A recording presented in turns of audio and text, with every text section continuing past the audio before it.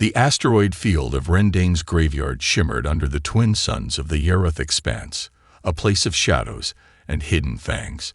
It was here the 143rd Ghost Lancers had gone dark 2 weeks prior. No signals in, no signals out, just dead space and dust. But Captain Imani Riss wasn't dead. Not yet. "Contact, Vector 12-7, barked Lieutenant Valen, eyes glued to the holoscreen. Blips bloomed like ink on radar, dozens of them. Alien, Vig. Angular Zorkan cruisers, their hulls bristling with particle lances and gravity shears. Imani narrowed her eyes. "They're early. Faster than predicted."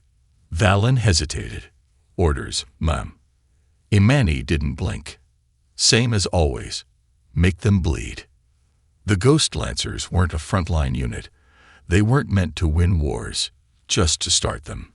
Reconnaissance, electronic warfare, precision sabotage, stealth frigates and modified civilian haulers with hidden teeth. They shouldn't be seen. They never were. But the Zorkan had stumbled into their web, and the Lancers had teeth after all. The first blow came from behind. A magnetic mine, clinging silently to a Zorkan destroyer, exploded with the fury of a dying star. The blast gutted the midsection and sent the vessel spinning into an asteroid.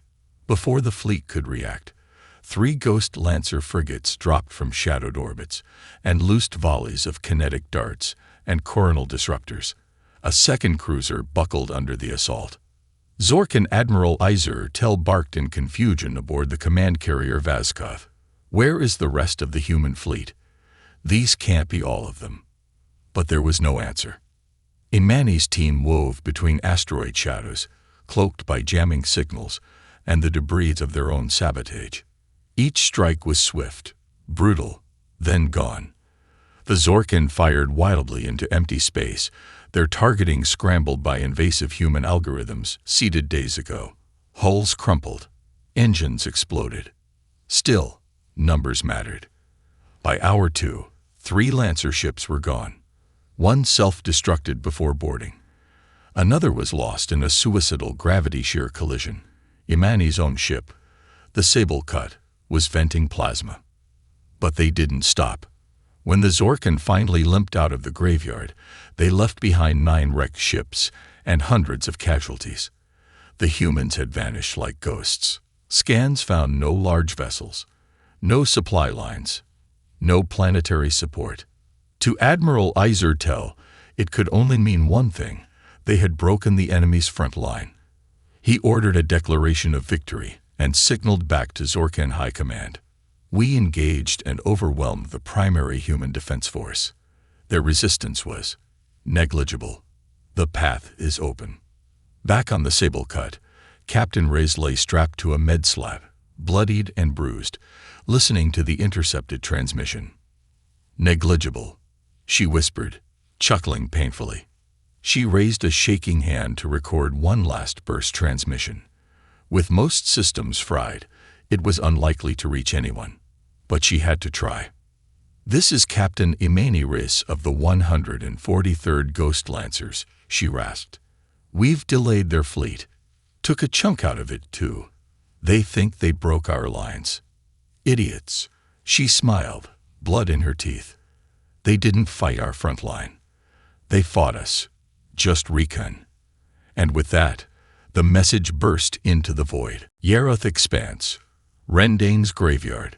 The asteroid field drifted in endless silence, a vast cemetery of shattered rock and ancient debris orbiting a long-dead star. Officially, it was designated as a Class D Recon zone. Unofficially, it was where fleets vanished. And now, the 143rd Ghost Lancers lay buried deep inside it, waiting. Captain Imani Reyes crouched over a flickering holomap inside the cramped command deck of the Sable Cut, her breath fogging slightly in the frigid recycle air. The power-saving measures were in place for a reason. Stealth came first, always. "Contact," murmured Lieutenant Valen, his voice sharp but steady. "Multiple warp signatures. Zorkan architecture confirmed. Big ships. At least 2 carriers, 4 destroyers, and a dozen support craft. Imani straightened slowly. That's a lot of firepower for a scouting run. They're not scouting, Valen said grimly. They're invading. Imani's jaw tightened. This was supposed to be a recon sweep. Tag and track. No engagement. But those ships were heading toward Earth's outer colonies, blind, arrogant, and entirely unaware that they were flying into a minefield. She touched the comm. All Lancer units, prepare for ambush pattern Gamma 6. No survivors. Make it loud. The first kill was surgical. A cloaked drone slipped between two destroyers and latched onto the hull of the lead ship. 60 seconds later, it detonated, tearing the Zorkan vessel apart in a silent, brilliant pulse. Flames blossomed in the void. The aliens never saw it coming. Then came the real attack. 3 Lancer stealth frigates emerged from the black, their hulls painted with radar-reflective alloys and cooled to near absolute zero. They hit fast and hard, using magnetically accelerated harpoons and plasma lances to carve holes in the enemy formation. Zorkan fighters scrambled, but their sensors were jammed. Their comms crackled with ghost signals. Artificial gravity wells spun their trajectories off course. In the confusion, another cruiser exploded from within, sabotaged ours before it had even jumped in. "Where is their fleet?" roared Zorkan Admiral Izur Tel aboard the Vazkov. "Where are their battleships?" But there were none. Just whispers. Inside the Sable Cut, alarms howled. The ship had taken a glancing blow. An energy beam had scorched the lower decks, killing 3 crew outright. Rays barely kept them alive by jettisoning coolant into space, hiding their signature. Even bleeding, they kept firing. Even burning, they kept fighting. One by one, the ghost Lancer ships vanished, some into the fight, others into flame. Yet with each one that fell, another enemy died with them. And when it was over, the Zorkan limped away. 9 ships lost. Hundreds dead. The survivors broadcast a triumphant message.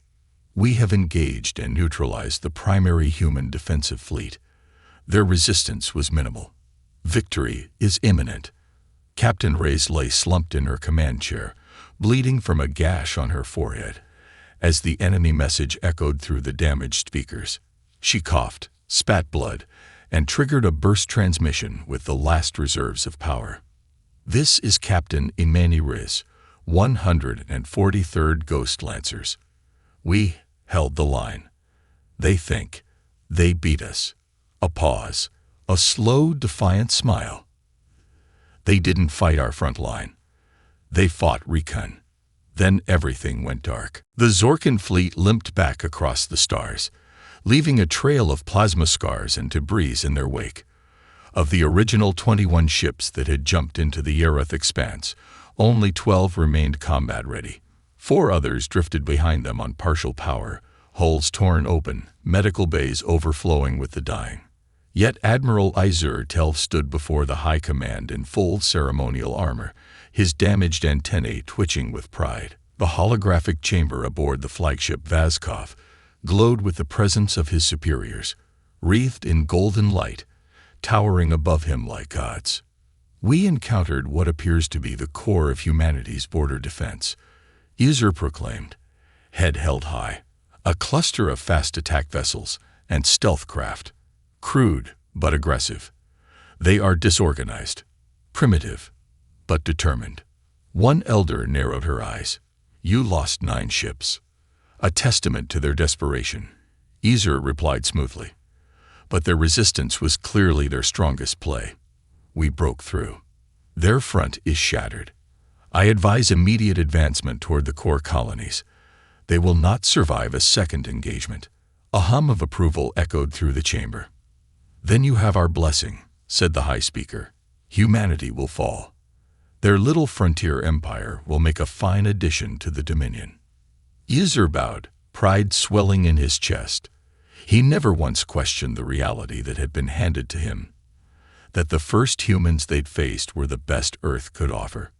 Thousands of light years away, deep beneath the Atlantic in the UHN's Central Command bunker, Grand Marshal Illyra Brandt read the decrypted burst transmission in silence. Around her, the war room was quiet. Dozens of officers holding their breath as she scrolled through the report. "Repeat it," she ordered. A young comms officer, voice shaky, read aloud. "Captain Imani Riz, 143rd Ghost Lancers. We held the line. They think they beat us. They didn't fight our front line. They fought Recon." Silence. Then murmurs. Then rising voices, confusion, disbelief, concern. "How many ships did we have in Yareth?" someone asked. 7, replied Strategic Ops. Light Recon class. No dreadnoughts, no fleet presence, just the Lancers. They lost 9 ships, someone else whispered. To 7 scouts. Marshal Brandt's lips tightened. "They think that was our best." She turned to Admiral Korova, head of fleet readiness. "Activate Protocol Iron Resolve. Begin full fleet mobilization. I want every battle group online and every Titan class rearmed by week's end. No more hiding." "And what about the colonies?" he asked. "They'll follow our lead," she replied coldly. Humanity's sword just left the sheath. The lights dimmed as red alerts flickered across the holotable. Sleeper fleets came online. Orbital defense systems shifted into combat mode. Entire shipyards groaned as engines warmed for the first time in decades. Far above Earth, hidden in the shadow of Jupiter's moons, the first of the Titan-class dreadnoughts emerged from Crayodoc, hull gleaming black with obsidian armor. The Recon unit had drawn first blood. Now it was humanity's turn to answer. The Earth's night sky looked unchanged from the surface. Quiet, peaceful, a scattering of stars over gentle cities and glimmering oceans. But in orbit, something ancient and terrible was stirring. Above the North American orbital ring, massive support pylons groaned as they released the UHS Resolute Fury from its long slumber. The Titan-class dreadnought had slept for 70 years, entombed in reinforced vacuum docks, sealed behind magnetic locks and bureaucratic chains. Now, all of that fell away. The Fury came alive with a thunderous hum. Reactors flared. Weapon banks glowed. Railgun barrels emerged like the fingers of a giant waking from a dream. Fleet Admiral Heston Rao stood on the observation deck, watching the beast unfold. "She's still a monster," whispered Commander Elia Juno beside him. "She was built to fight gods," Rao replied. "Now it's time we remind the galaxy what humanity really is." Across the Sol system, Protocol Iron Resolve fanned out like wildfire. From the ice moons of Saturn to the war foundries of Mars, sleeper fleets activated. Entire flotillas launched from camouflage fields in the asteroid belt. Hundreds of warships emerging from mines, hollowed moons, and black site stations. Humanity had never trusted the stars. They had built quietly, ruthlessly, always assuming the worst would come. Now it had. And the Zorkin had no idea what they'd awoken. In the orbital shipyard over Mars, a new generation of soldiers prepared for war. The Minotaur Division, cybernetically enhanced infantry with subdermal armor, hive-linked vision, and combat reflexes measured in milliseconds, marched into their dropships without a word. In their lead transport, Commander Issei tapped her neural uplink and spoke across a secure channel to all personnel. "They mistook our silence for weakness, mistook a Recon team for our sword. That's over. We're done hiding behind treaties and distant borders." She paused, then added, "When they meet us next, they'll understand the difference between a scout and a hammer." In Luna Command, Marshal Brandt watched a star map flood with red markers. Human ships, one after another, coming online, organizing into attack groups, reforming dormant battle doctrines. Her eyes flicked across fleet names. Nova Spear, Black Aurora, Farsight Echo, Wrathborn. Behind her, an aide whispered, "Do we go public?" Brandt shook her head. "Not yet. Let the Zorkin think we're broken. Let them taste that arrogance a little longer. When we strike, it'll be biblical. Somewhere far out beyond Saturn, Inside the wreck of a salvaged cargo hauler, what remained of the 143rd Ghost Lancers patched up their wounded, hidden behind the burned-out husk of a Zorkan frigate. Power was low, oxygen recycled, but they were alive. Captain Imani Rhys, half her face wrapped in gauze, watched the stars with bloodshot eyes. She didn't know if her message had made it out, but she knew this. If it had, the hammers were coming. Admiral Izur Tel reclined in his command chair aboard the Vazkov, reviewing final assault plans. His fleet, battered but intact, had advanced to the Riloth Corridor, a strategic system marking the edge of human core space. The path to Earth's colonies was open, or so he believed. Scouts reported only minor resistance, civilian outposts, cargo ships, light patrol craft fleeing like startled prey. He mistook it for weakness. Then the stars changed. The Vazkov's long-range sensors flared red, a burst of tachyon spikes. Precursor signs of mass warp activity lit up every console. Multiple contacts, Admiral, hissed a sensor tech. 70. No, over 100 war signatures incoming. Izur's confidence faltered. Origin, Sol system, human space. On the main holoscreen, space rippled and tore.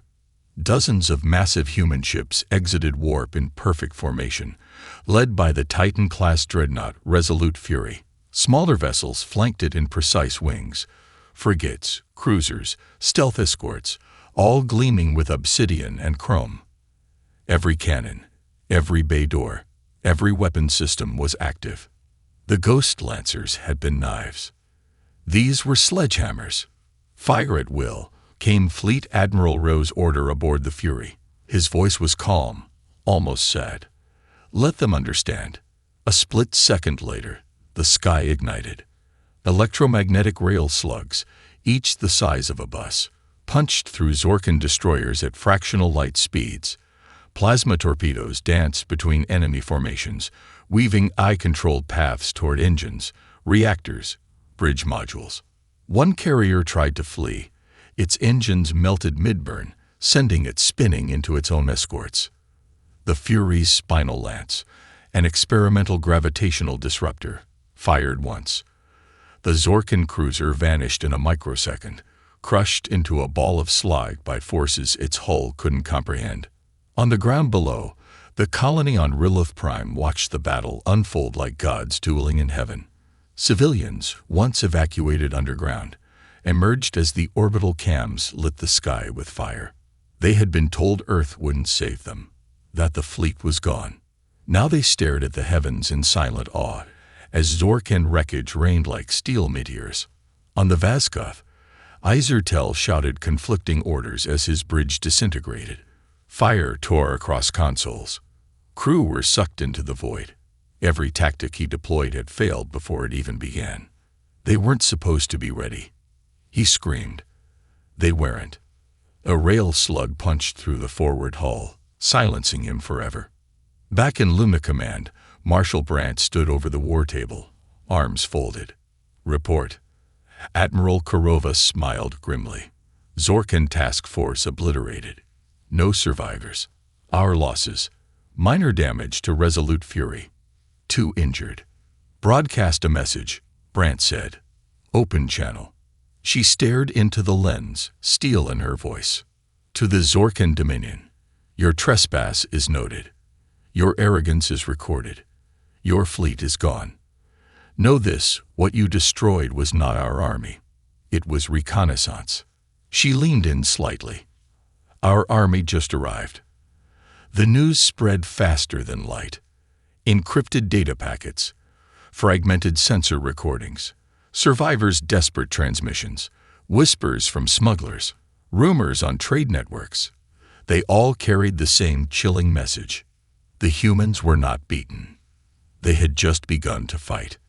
In the halls of the Thaline Confederacy, a council of war convened in secret.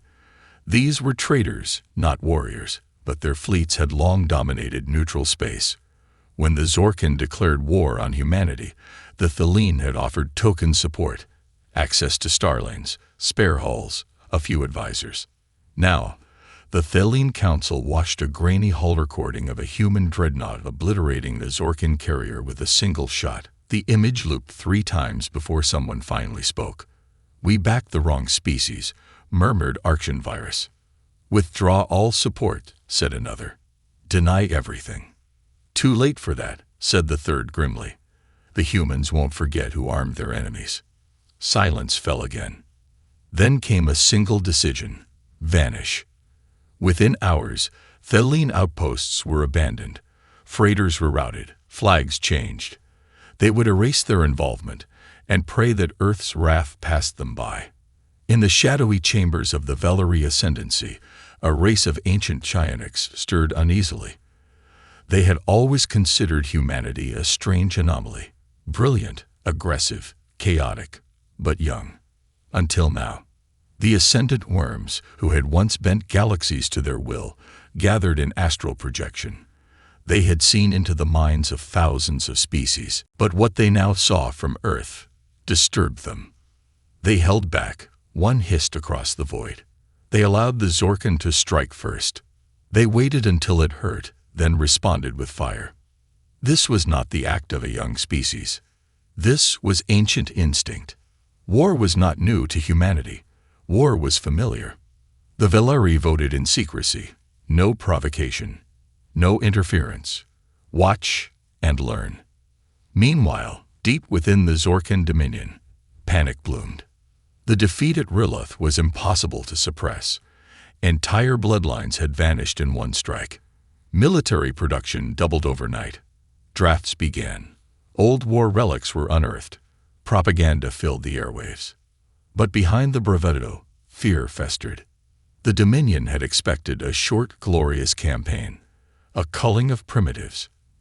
Now they were facing an enemy with technology rivaling their own, strategy centuries ahead, and a rage that had only just been unchained. Emperor Karasyal, flanked by his inner war circle, ordered a full revaluation. "We underestimated the prey," he growled. "We thought we fought the lion. We poked the cave." One general trembled. "Your orders, my emperor." "Delay them. Distract them. Diplomacy, false treaties, whatever buys us time." He turned toward the stars beyond his throne room's skylight. "And build everything we have. We will not survive another blow like that."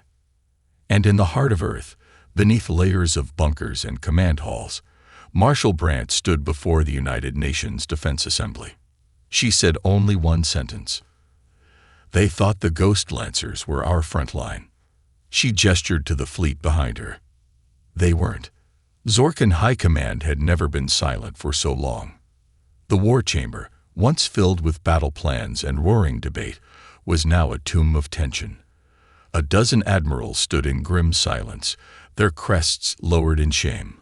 Holograms of the Riloth massacre hovered before them, their fleet shattered, their elite gone. And worst of all, no prisoners, no survivors. The humans hadn't captured anyone. They hadn't wanted to. "We've been trying to probe their comms," Admiral Velik rasped, his voice dry with dread. "No chatter, no demands, not even gloating. It's like they're waiting." "Waiting for what?" demanded General Perel. A whisper passed through the room. "The ghosts." Eyes turned to the ancient war seer, a desiccated creature wired into the Dominion's strategic memory banks. His eyes had long since been replaced with black orbs that saw across time and subspace. He rasped in a voice like old sand, "We studied them centuries ago, when humanity first reached the stars. They were reckless, loud, but they feared something, even then." He raised a withered claw. "Project Revenant." No one moved. "Old Earth myth," Velik scoffed. "Black Ops ghosts. Urban legend." "No longer," the war seer hissed. "They do not broadcast. They do not speak. When they arrive, empires fall." Meanwhile, aboard the Resolute Fury, in a sealed hangar buried within its armored heart, the revenants awoke. Clad in matte black armor woven with reactive nanowave, the operatives moved without sound, without light. No rank insignia, no call signs, their faces hidden behind helms shaped to be forgotten. They did not salute. They did not speak. They simply deployed. Commander Issei met them as they entered the drop bay. "Targets?" asked the lead revenant, if it was a question at all. Issei handed him a datapad. Zorkan forward relay stations, their comms and warp gates. The operative nodded once. "It will be done." Then they vanished. No dropship. No visible propulsion. They simply folded into the shadows between stars, using stolen alien tech and quantum insertion drives humanity had never admitted existed. Hours later, Zorkan outposts began to go dark. One by one. No alarms. No warnings. Just silence. An asteroid relay base lost power, then was found completely empty, not a single life form aboard, equipment undisturbed. A munitions depot detonated itself mid-reload. Forensics later showed the fuel line was sabotaged using Zorkan tools, perfectly forged. A listening post received one final broadcast from its sister station, a message consisting only of human Morse code. We were never gone. We were waiting. Back on Earth, Marshal Brandt watched a red dot disappear from the star map. Then another. Then a dozen more. The revenants had been buried for decades. Ghosts from war's humanity had pretended never happened. Kept in stasis, hidden even from most of Earth's own command hierarchy. But now the gloves were off. Brandt turned to her aide. "Inform the front lines." She smiled grimly. The shadows just joined the war. Emperor Kara's Yul's claws tapped nervously against the armrest of his war throne. For 3 weeks, the Zorkan had suffered unrelenting losses, not in open battle, but in silence. Relay stations gone, colonies abandoned, command ships sabotaged before they could even leave dry dock. The humans had vanished from the skies, but the knife remained. Somewhere in the darkness, their invisible hand was cutting down the Dominion's backbone. Kara stood. "We strike back now. Full force. Earth, soul, their cradle. Burn it." His generals shifted uneasily. "We don't know where their true fleets are," Supreme Flame, General Enraka warned. "We strike soul, and we may walk into an ambush." Kara snarled. "Let them ambush. I'd rather die in flame than in the shadows." The war order was signed within the hour. Operation Ashfall was born, an all-in assault on Earth itself. The largest Zorkan fleet assembled since the Fracture Wars. 300 ships, 10 carriers, 20 troop barges. They warped for Sol, but Earth had been waiting. Inside a bunker beneath Greenland's ice shelf, a red light flickered. Marshal Brandt stood with 2 keys. Across from her, Admiral Rao held one identical copy. The moment had come. "Retaliation protocol," she said. "Confirmed," Rao replied. They turned their keys in sync. From the icy moons of Neptune to the rings of Saturn, the veil lifted. Entire weapons platforms that had never been declared under interstellar law powered on. Mines the size of cities unfolded from asteroid camouflage. Cloaked kinetic slingshot stations realigned to precise trajectories, preloaded with hypermass rods forged to punch through planetary crusts. And most devastating of all, the Argo Array, Earth's orbital gravitic stabilizer network, pivoted inward. Originally engineered to control orbital drift, it had long been rumored to have secondary functions. Today, the rumors would be confirmed. As the Zorkan fleet dropped into the Sol system, they were met by silence. No ships, no fighters, no transmissions, only a single message broadcast on every channel in their language. "We warned you." Then the sky lit up. The Resolute Fury emerged first, leading a false retreat from Neptune's shadow, drawing the Zorkan inward. The moment their fleet tightened formation to pursue, the Argo Array activated. Space twisted. A gravitic lensing pulse struck the center of the enemy fleet, Warships folded inward. Hulls cracked like eggs. A carrier imploded, its own mass weaponized against it. Crews screamed into static. Before the Zorkin could regroup, the minefields detonated. Thousands of electromagnetic warheads flooded every frequency band. EMP storms shorted their shielding. Then came Earth's fleets, silent, coordinated, terrifying. The Zorkan realized too late. The battle had been designed before they even arrived. On the Resolute Fury's bridge, Admiral Reo gave the final order. Cleanse them. End this. Only 7 Zorkan ships escaped. 7 out of 300. They limped from Sol, crippled, minds broken. Not from what they saw, but from what they now knew. The Ghost Lancers were not Earth's frontline. The Revenants weren't Earth's ace. Earth itself was the weapon. The galaxy fell into a hush. In the aftermath of Sol's defense, all major comm channels across known space were flooded with encrypted bursts. Wreckage telemetry, escapee logs, black box data. Independent traders who stumbled upon the outskirts of the Sol system spoke of twisted hulks, drifting like grave markers, of stars that burned with unnatural silence. But it was not until Earth spoke that the galaxy truly understood. The signal went out on every frequency, every language, every spectrum.